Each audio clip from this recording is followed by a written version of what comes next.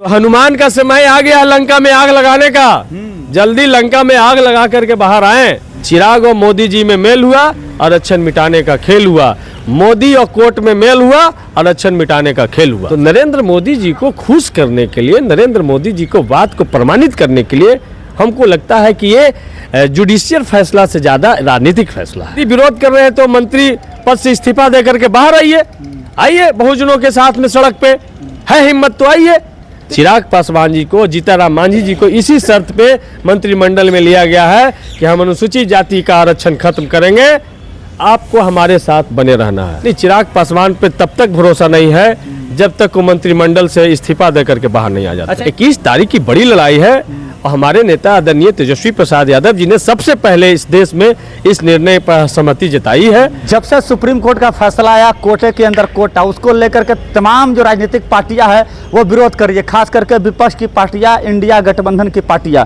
इन्हीं सब मुद्दों पर हमारे साथ बातचीत करने के लिए राजद के विधायक सतीश दास जी है। इनसे हम जानते हैं कि ये क्या कहना चाह रहे हैं। क्या कहिएगा, आप लोग सुप्रीम कोर्ट के फैसले का विरोध कर रहे हैं या समर्थन कर रहे हैं? सर देखिए, सुप्रीम कोर्ट के फैसला का सबसे पहले विरोध जो 7 जजों की पीठ है, उस पीठ में से बेला त्रिवेदी नहीं किया, जो उस पीठ के सदस्य थी, उन्होंने ही सबसे पहले विरोध किया।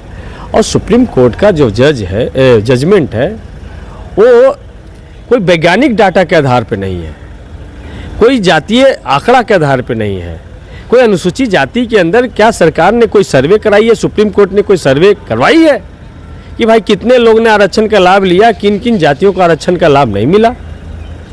तो सबसे पहले ये सुप्रीम कोर्ट का आदेश नियम कानून से ज्यादा भावना पे दिया गया आदेश है। आखिर ऐसा क्या हुआ कि सुप्रीम कोर्ट ने तुरंत फैसला सुना दिया, ना कोई नोटिस ना कोई सूचना, डायरेक्ट फैसला सुना दिया? एक्चुअली में आप इसकी क्रोनोलॉजी समझिए। ये फरवरी में ही सुप्रीम कोर्ट के समक्ष आया था, उसमें फैसला हो गया था, ठीक है। और जब फैसला हो गया था, उससे पहले जब तेलंगाना का चुनाव था तो नरेंद्र मोदी जी जाकर के बोले थे कि हम अनुसूचित जाति के अंदर कोटे में कोटा लागू करेंगे, ठीक है। तो उस क्रोनोलॉजी को समझना होगा।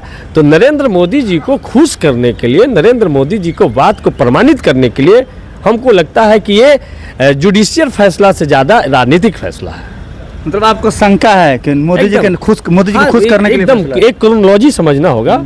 गृह मंत्री ज्यादा क्रोनोलॉजी देश को समझाते हैं, तो हम भी देश को ये बताना चाहते हैं क्रोनोलॉजी वहां से है।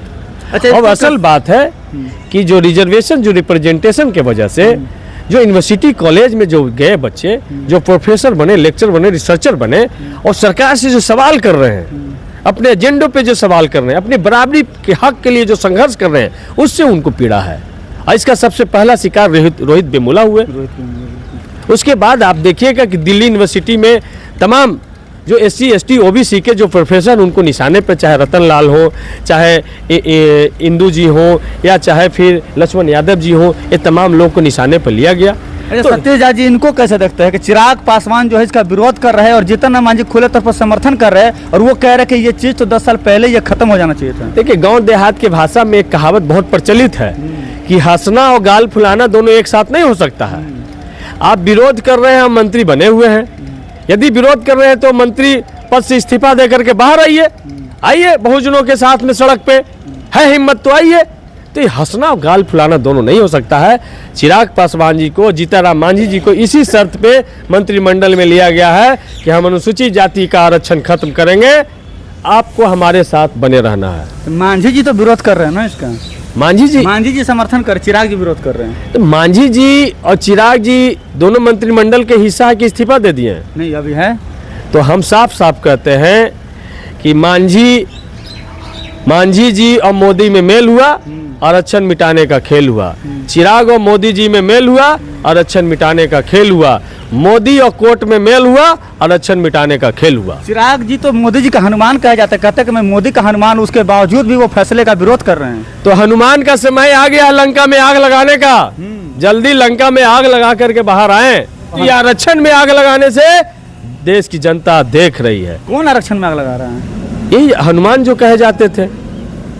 तो क्या लग रहा है, जिस तरीके से बांग्लादेश लगाना था लंका में आग और लगा दिया आरक्षण में आग। तो साफ भैया, कौन हनुमान अपने आप को कह रहे थे? चिराग पासवान जी बोलते। तो इसलिए यदि उनको लगता है कि कि ये सुप्रीम कोर्ट का फैसला, वर्गीकरण का फैसला गैर संवैधानिक है, SC ST OBC की एकता को खंडित करने के लिए है, उनके रिजर्वेशन को ख़त्म करने के लिए है, तो अपना वहाँ से मंत्रिमंडल से इस्तीफा दे करके सरकार से समर्थन वापस होकर के सड़क पे आना चाहिए। पिटीशन दायर कर रहे हैं ना चिराग पासवान? ये पिटीशन दायर कर रहे हैं सर, मंत्रिमंडल में तो अध्यादेश क्यों नहीं लेकर के आ रहे हैं? धारा 370 हटाने के लिए अध्यादेश लाते हैं, चीफ जस्टिस ऑफ इंडिया की नियुक्ति के लिए अध्यादेश ले आते हैं, तो भैया ये इसके लिए अध्यादेश क्यों नहीं ला सकते हैं? अध्यादेश ला करके संसद को ये अधिकार है कानून बनाने का, कानून बनाए। चिराग पासवान पर आपको भरोसा नहीं है? नहीं, चिराग पासवान पे तब तक भरोसा नहीं है जब तक वो मंत्रिमंडल से इस्तीफा दे करके बाहर नहीं आ जाता। अच्छा, 21 तारीख को आप लोग समर्थन कर रहे हैं क्या इस आंदोलन का? 21 तारीख की बड़ी लड़ाई है और हमारे नेता आदरणीय तेजस्वी प्रसाद यादव जी ने सबसे पहले इस देश में इस निर्णय पर सहमति जताई है और 21 तारीख का जो आंदोलन है इस पे हम सब लोग निर्णय लेंगे और हम लोग हर एक लड़ाई में बहुजनों के साथ में खड़ा रहते हैं।